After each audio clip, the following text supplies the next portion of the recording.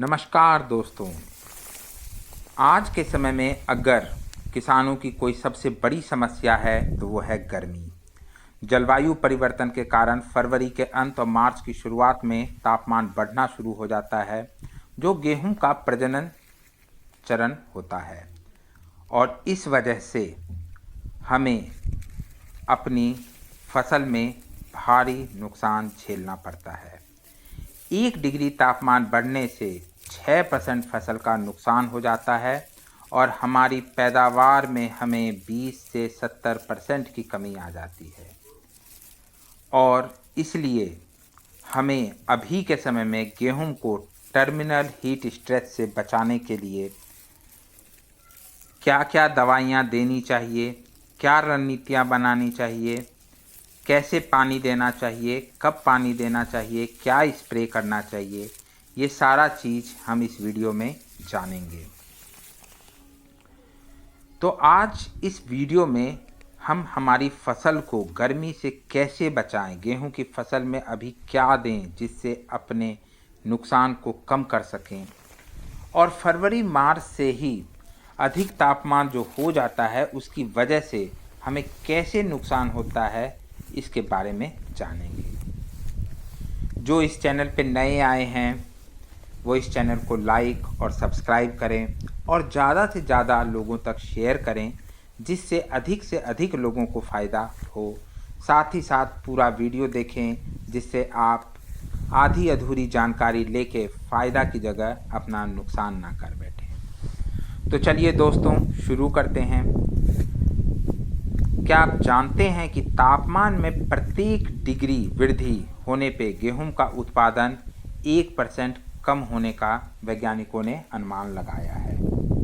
बढ़ते तापमान और जलवायु में परिवर्तन पौधों की वृद्धि और विकास पर प्रतिकूल प्रभाव डाल रहे हैं, जिसके परिणाम स्वरूप गेहूं की उत्पादकता में भारी कमी आती है। मिट्टी की नमी में गिरावट के साथ हवा के तापमान में वृद्धि के परिणाम स्वरूप मिट्टी के तापमान में वृद्धि होने लगता है और हमारी गेहूं गर्म तनाव की स्थिति में पहुंच जाती है। गेहूं व्यापक रूप से खेती की जाने वाली अनाज की फसल है, जो विश्व अनाज उत्पादन का लगभग 30% और विश्व अनाज व्यापार का 50% का सबसे बड़ा योगदान देती है। तो वैज्ञानिकों ने इसका क्या उपाय किया जाए, इसके लिए गेहूं के फसल के 30 वैरायटी का परीक्षण किया, जहां कृत्रिम ताप के साथ औसत तापमान 15 से 32 डिग्री सेल्सियस के बीच रखा गया था। प्राप्त परिणामों से ये संकेत मिला कि गर्म होने से गेहूं उगने वाले अधिकांश स्थानों पर पहले से ही अनाज की पैदावार कम हो गई है। गेहूं की घटती उपज पर औसत तापमान का प्रभाव व्यापक रूप से अलग अलग क्षेत्रों पे अलग अलग प्रभाव पड़ता है। 1981 से लेके 2020 के बीच की अवधि में दुनिया के 30 साइटों में 30 विभिन्न जगहों पर 1% से 2% तापमान वृद्धि से ही 28% की औसत पैदावार में कमी आ गई है।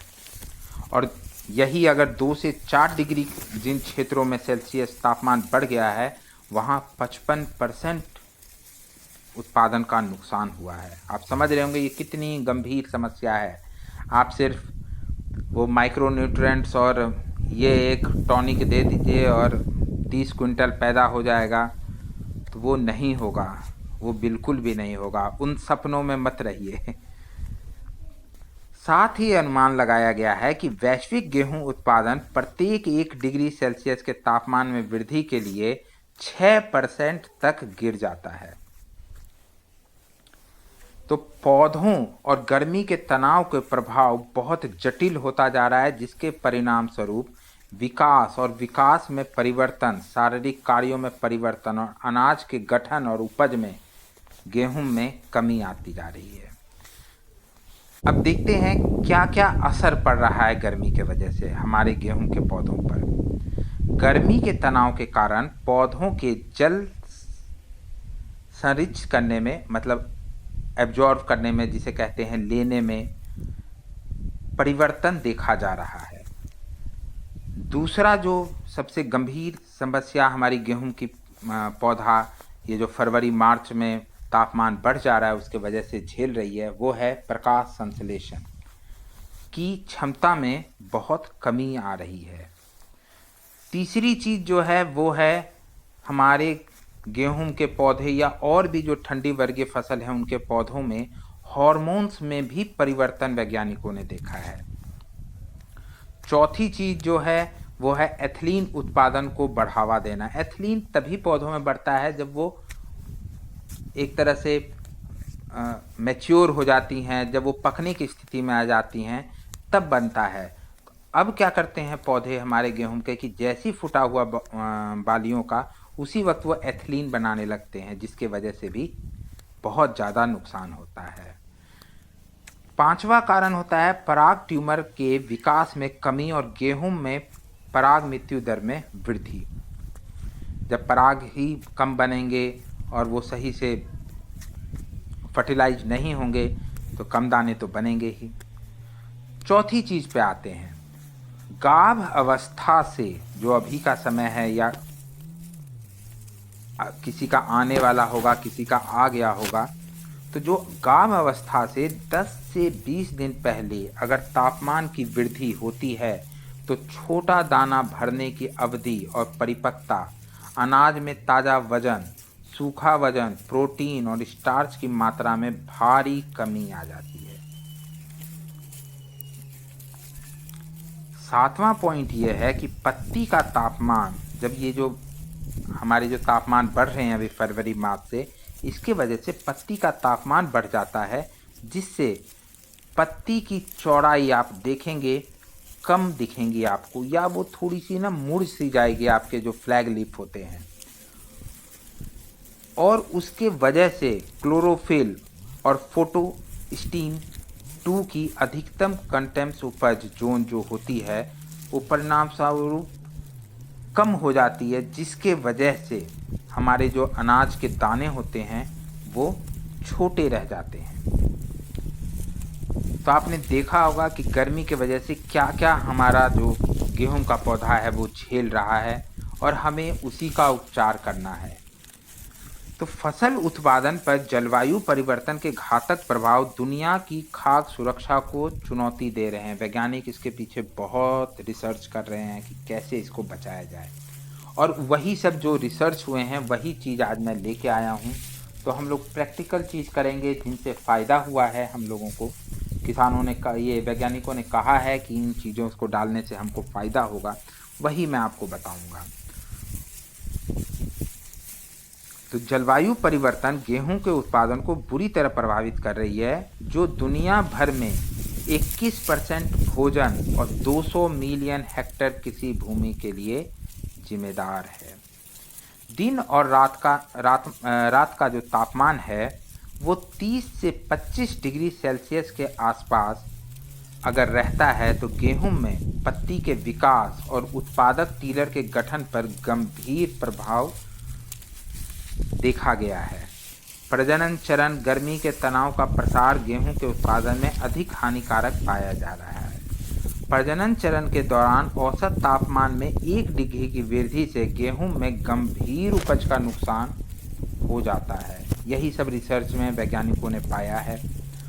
और उच्च तापमान तनाव प्रोटीन और एटीपी संचय को कम कर दे रहा है, जिसके परिणाम स्वरूप बीज द्रव्यमान, ताकत और अंकुरन से संबंधित बीज की गुणवत्ता की हानि में भी वृद्धि हो रही है। यानी अगले साल अगर आप इस बीज को लगाएंगे तो वो कमज़ोर बीज रहेगा और वो कम पैदा होगा ही। चलिए और जानते हैं। 1 से 2 डिग्री सेल्सियस के तापमान में वृद्धि बीज वृद्धि दर को तेज करके और गेहूं में दाना भरने की अवधि को कम करके बीज द्रव्यमान को कम कर देता है। बदलते परिवेश के तापमान के तहत पौधे की पानी की स्थिति आमतौर पर सबसे अधिक अनियमित पाई जाती है। उच्च तापमान पौधों के ऊतकों में निर्जलीकरण का कारण बनता है और बाद में पौधों की वृद्धि और विकास को प्रतिबंधित कर देता है। अब आप समझ रहे होंगे कि आपके पौधे छोटे क्यों रह जा रहे हैं, आप इतने खाद दे रहे हैं, पानी दे रहे हैं, फिर भी क्यों रह रहे हैं। पत्ती के तापमान में सहवर्ती वृद्धि के साथ गर्मी के तनाव के संपर्क में आने वाले गेहूं के पौधों में पानी की क्षमता और पत्तियों में पानी की मात्रा काफ़ी कम हो जाती है और अंततः प्रकाश संश्लेषण उत्पादक कम हो जाता है। प्रकाश संश्लेषण सबसे संवेदनशील शारीरिक घटना है जो गेहूं में खराब विकास प्रदर्शन का कारण बनती है। गर्मी के तनाव का एक प्रमुख प्रभाव प्रकाश संश्लेषण में कमी है, जिसके परिणामस्वरूप पत्ती क्षेत्र का विस्तार कम हो जाता है। बिगड़ा हुआ प्रकाश संश्लेषण तंत्र समय से पहले पत्ती और गेहूं के उत्पादन में बहुत ज़्यादा हमको नुकसान पहुंचाता है। गेहूं में गर्मी का तनाव जो होता है उसके कारण से ही हमें अपनी फसल में जो कम पैदावार हो रही है वो झेलना पड़ रहा है। अभी तक आप ये चीज़ समझ गए होंगे कि ये जो ग्लोबल वार्मिंग है ये हम लोगों के लिए कितना बड़ा अभिशाप है। शोधकर्ताओं ने कहा है कि प्रकाश संश्लेषक गतिविधियों में बाधा कम घुलनशील प्रोटीन रूबिस्को और रूबिस्को ब्रांडेड प्रोटीन का परिणाम है। अनाज की वृद्धि और विकास, गेहूं के एंथ्रोस और अनाज भरने के लिए तापमान जो चाहिए होता है वो 12 से 22 डिग्री सेल्सियस के बीच होता है। प्रजनन चरण के दौरान 24 डिग्री सेल्सियस से ऊपर के तापमान के संपर्क में आने वाले पौधों ने अनाज की उपज में काफ़ी कमी की और उपज में कमी उच्च तापमान के संपर्क में वृद्धि के साथ जारी रही। मतलब जैसे जैसे तापमान बढ़ता गया वैसे वैसे हमारी जो उपज देखी गई, वैज्ञानिकों ने देखी, वो कम होती चली गई। गेहूं के दाने में उसके कुल शुष्क भाग का 60 से 65% स्टार्च होता है और हीट स्ट्रेस गेहूं के दानों में स्टार्च जो होता है उसी की मात्रा कम कर देता है। तो सिर्फ प्रोटीन की कुछ मात्रा रह जाती है जिसके कारण से गेहूं के दाने सिकुड़ जाते हैं। तो चलिए अब हम ये तो जान गए कि गर्मी के वजह से हमारे गेहूं का पौधा क्या क्या झेलता है और इसी के वजह से हमको बहुत ज़्यादा नुकसान झेलना पड़ रहा है। अब हम ये जानेंगे कि इनके उपाय कैसे किए जाए, क्या दिए जाए कि जिससे हमारी गेहूं की फसल में इन चीज़ों का प्रभाव कम हो। तो पहला जो हमको करना है वो है जल संरक्षण तकनीक। यानी मैंने आपको पहले भी बताया था कि जो पानी हमें देना है वो खेत में पानी 6 घंटे से ज़्यादा नहीं रहे, क्योंकि जब पानी ज़्यादा देर रहता है तो हमारा जो पौधा है वो तो ऐसे ही टेंशन में आ रखा है गर्मी के कारण, और आप अगर पानी भरे रखेंगे उसमें 6 घंटे से ज़्यादा अगर पानी रहेगा तो वो काफ़ी तनाव में आ जाएगा और उसके वजह से भी आपको नुकसान होगा। तो पानी आप 10 दिन 15 दिन पे भी दे सकते हैं अगर ज़्यादा गर्मी पड़े, लेकिन पानी 6 घंटे से ज़्यादा खेत में बिल्कुल नहीं रहे। दूसरी चीज़ है उर्वरक की उपयुक्त मात्रा और तरीका। ज़्यादा उर्वरक देने से भी गर्मी बढ़ती है आपकी फसलों में, ये आप ध्यान रखिएगा। तो जितनी मात्रा में उनको खाद चाहिए उतना ही दीजिए। हर दिन उनको खाद नहीं देते रहिए। आपको हर दिन कोई हर 10 मिनट पे खाना देते रहे तो आपका क्या होगा, आप खुद सोचिए। तीसरा जो है चीज़ है वो बुआई का उचित समय और तरीका बनाए रखना। आप कब बुनते हैं, किस वजह से लेट होता है, इन चीज़ों पे आपको ध्यान देना होगा। तो ये सारी चीज़ें तो जो हैं वो निकल गई हैं अभी समय से। और एक पानी वाला है जो अभी आप पानी देंगे गाभ अवस्था में, इसमें आपको ध्यान रखना होगा कि पानी ज़्यादा देर तक खेत में नहीं रहे। इसके वनस्पत आप 15 दिन के बाद फिर से पानी दे दीजिए, वो मंजूर है, लेकिन आप जो पानी दे रहे हैं वो 6 घंटा से ज़्यादा बिल्कुल भी नहीं रुके। आप ध्यान रखें, आप पानी अगर 6 घंटा से ज़्यादा आपके खेत में रहता है तो आप बीमारियाँ, गेहूं में हर प्रकार की जो दिक्कतें हैं उसको आप खुद बुलाते हैं। आप ये बिल्कुल भी ध्यान रखिएगा कि पानी सिर्फ 6 घंटे ही खेत में रहे। अब आते हैं कि हम अपने खेत में हमें कौन सा स्प्रे करना चाहिए जिससे हम गर्मी से अपने खेत को बचा सकें। तो फोलर स्प्रे के रूप में सबसे पहले पोटेशियम का उपयोग जहाँ पे वैज्ञानिकों ने किया तो देखा कि गर्मी की सहनशीलता बढ़ाने के लिए पोटेशियम एक बहुत ही अच्छा विकल्प है। यानी आप जो 0050 देखते हैं, वो जो 50 होता है वो ही पोटेशियम होता है। दूसरा चीज जो देखा गया वो देखा गया मैग्नीशियम। Mg की पर्याप्त आपूर्ति की पहचान की गई है। अगर Mg की सफिशिएंट मात्रा अगर गेहूं में मौजूद रहती है तो वो भी तनाव से लड़ने में गेहूं के पौधों को बहुत फायदा पहुंचाता है। तो दो चीज़ें हो गई। ये दोनों चीज़ें मैंने आपको पिछले वीडियो और भी वीडियो में मैंने आपको बताया था कि आप जो लास्ट स्प्रे करेंगे वो 0, 52, 34 करेंगे। तो 52% आपको फॉस्फोरस हो गया, 34% पोटाश हो गया, और मैंने पहले ही आपसे मैग्नीशियम सल्फेट दिलवा दिया था इसी के लिए कि गर्मी के तनाव से बच सके। एक और विशेष चीज़ हमें करनी है अभी के वक्त में, और वो है कि हम एक और स्प्रे करेंगे जिसके कारण से हमारे गेहूं का पौधा ये जो गर्मी झेल रहा है उससे 70% बाहर आ जाएगा। तो उस चीज़ का जो नाम है वो है सिलिकॉन। अब आते हैं, आप पूरा वीडियो ध्यान से देखिएगा तभी आप समझेंगे। अगर मैंने अभी सिलिकॉन बताया, आप ऐसे ही गए सिलिकॉन ढूंढे और उसको खेत में छींटने लगे, कोई स्प्रे करने लगा, ज़्यादा कम मात्रा देने लगा, तो आप ज़्यादा नुकसान कर लेंगे। इसलिए वीडियो को पूरा देख के समझिए और तभी वो काम कीजिए। आधी अधूरी जानकारी हमेशा नुकसानदायक रहती है, ये बात ध्यान रखिएगा। तो चलिए पहले सिलिकॉन के बारे में जान जाते हैं। सिलिकॉन है क्या? क्योंकि देखिए एक चिपको भी आता है सिलिकॉन बेस, आप सोचेंगे वही सिलिकॉन की मैं बात कर रहा हूँ, आप जाएंगे उससे डाल देंगे, उससे आपको कोई फायदा नहीं होगा, है ना। तो पूरा चीज़ आप समझिएगा तभी आपको फायदे होंगे। मैं यहाँ पे वो ज्ञान बिल्कुल देने के लिए नहीं तैयार हूँ कि ये 1 मिलीग्राम दीजिए और आप अरबपति बन जाएंगे, ठीक है। तो आपको पूरा चीज़ समझना चाहिए, किसी भी वीडियो कहीं किसी का भी देखिए तो पूरा चीज़ समझिए।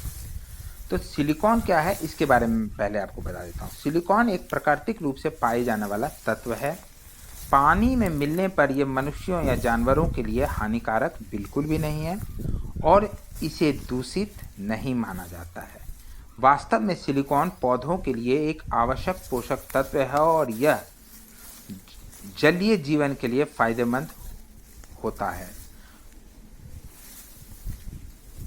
हालांकि पानी में अन्य पदार्थों के साथ कैसे संपर्क ये करता है सिलिकॉन, इसकी बारीकियों को समझने के लिए अभी शोधकर्ता और भी शोध कर रहे हैं। तो सिलिकॉन जो है वो पौधों के लिए एक फायदेमंद तत्व है क्योंकि यह उनकी तनाव सहनशीलता में सुधार कर सकता है, कीटों और बीमारियों के प्रतिरोध में वृद्धि कर सकता है और उनकी वृद्धि और उपज बढ़ा सकता है। पौधों के लिए सिलिकॉन के कुछ विशिष्ट लाभों में शामिल है।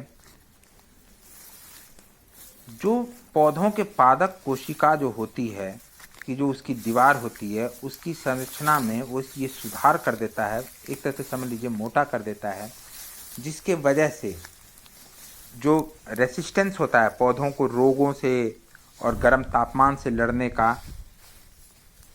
वो पौधों में अधिक पैदा हो जाता है। दूसरा काम सिलिकॉन देने से आपको ये होगा कि ये नाइट्रोजन और फास्फोरस जैसे अन्य आवश्यक पोषक तत्वों को अवशोषण करने में बढ़ाता है, मतलब आसानी से पौधे वो ले पाते हैं।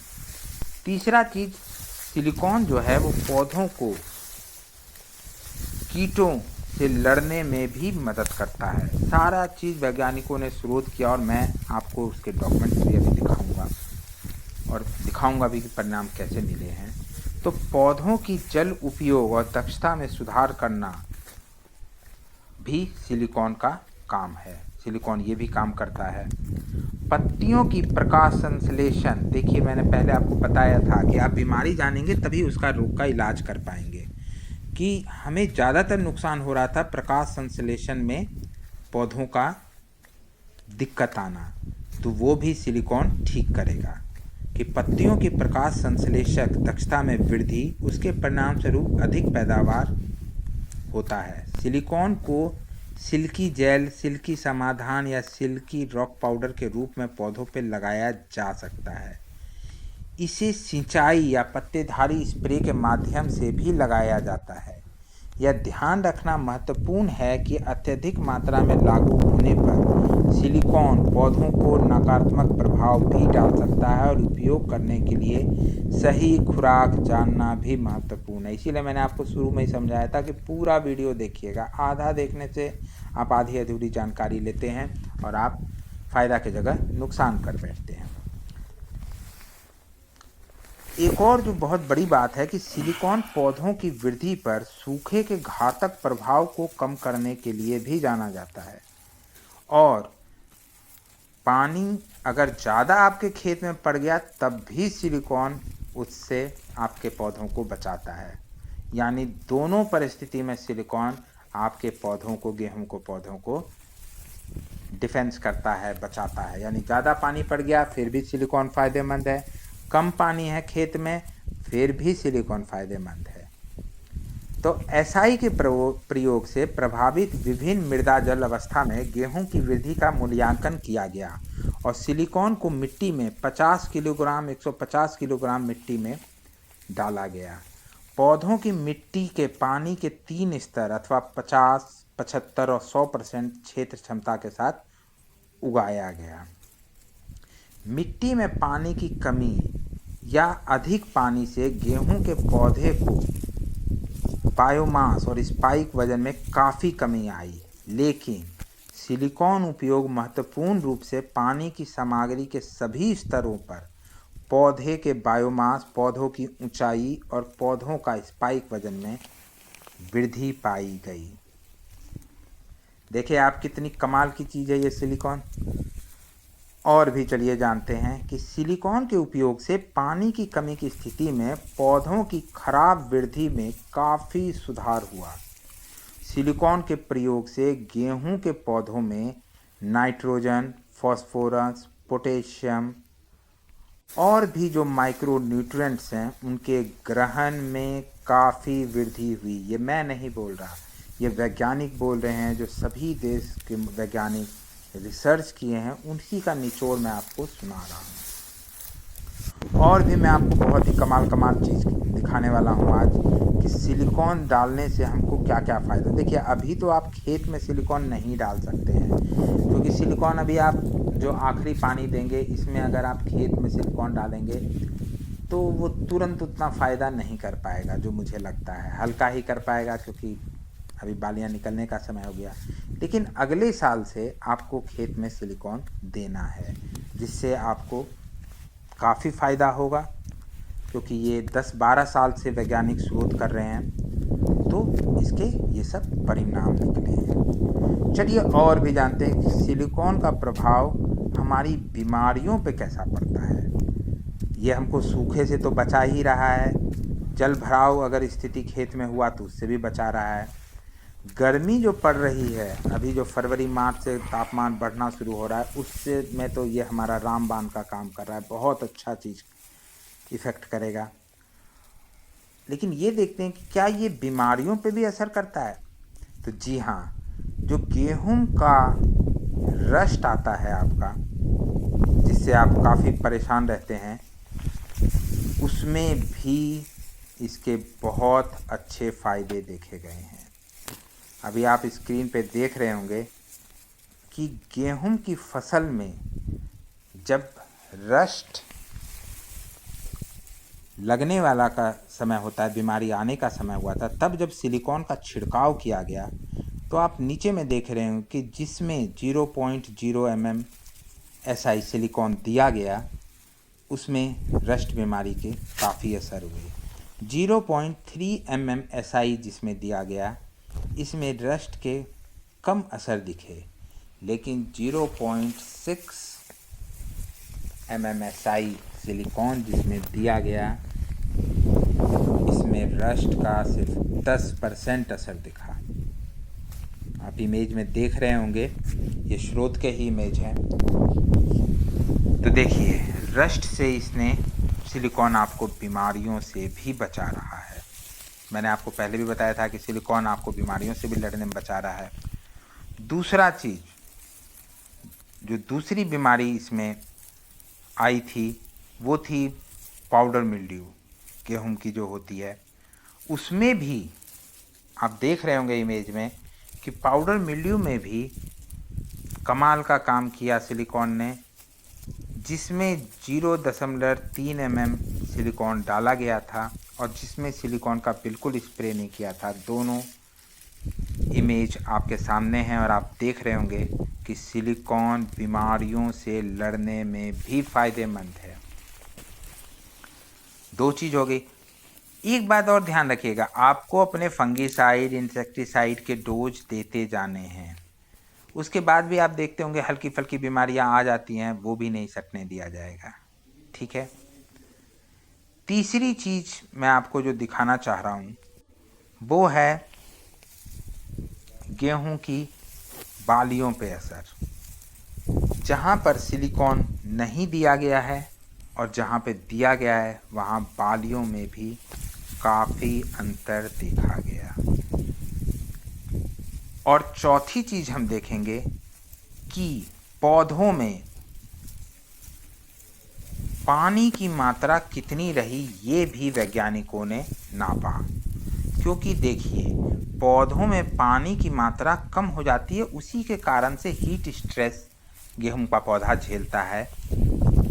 तो उसको कम करने के लिए ये वैज्ञानिकों ने जानने की कोशिश की कि जो पौधे हैं उसके अंदर पानी की कितनी मात्रा है। जब वो बालियां उसकी बन के सूखने की अवस्था में पहुंचने लगी, उस वक्त देखा गया तो बहुत बड़ा अंतर देखा गया। आप पौधों में देख रहे होंगे कि जिसमें 0.0 mm जिसमें नहीं स्प्रे किया गया था उसका कंडीशन, और 0.6 mm SI सिलिकॉन का जिसमें स्प्रे किया गया था उसमें क्या कंडीशन थी। तो दोस्तों, आपने देखा सारा कुछ कि सिलिकॉन हमको,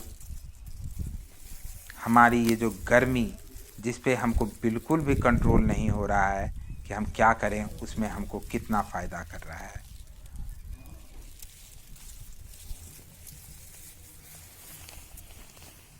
और साथ ही साथ जिन चीज़ों को हमने अभी तक जाना उसको सही से हमको इम्प्लीमेंट भी करना है। पहला चीज़ हमको ये करना है कि पानी हमारे खेत में 6 घंटे से ज़्यादा नहीं रुके। दूसरा चीज़, हमको अभी आखिरी स्प्रे जो करना है वो फास्फोरस और पोटेशियम के साथ सिलिकॉन का भी करना है, और मैग्नीशियम सल्फेट जो पहले भी बताया गया था, इनके आपको स्प्रे कर देने हैं।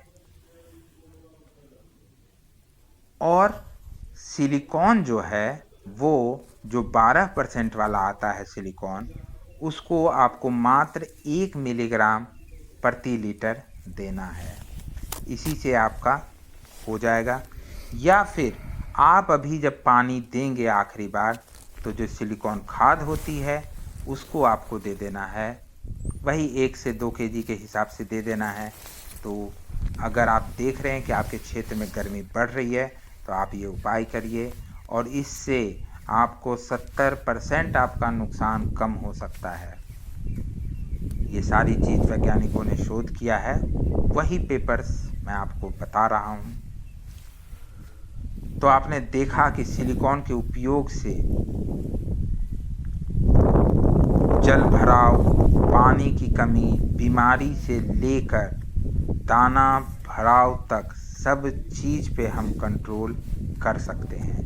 अगर आप ऐसे ही अच्छी जानकारी अपनी फसलों के लिए चाहते हैं तो चैनल को सब्सक्राइब, लाइक और ज़्यादा से ज़्यादा शेयर करें। बहुत बहुत धन्यवाद, बहुत बहुत शुक्रिया। मिलते हैं अगले वीडियो में कुछ और रोचक जानकारियों के साथ। बहुत बहुत धन्यवाद।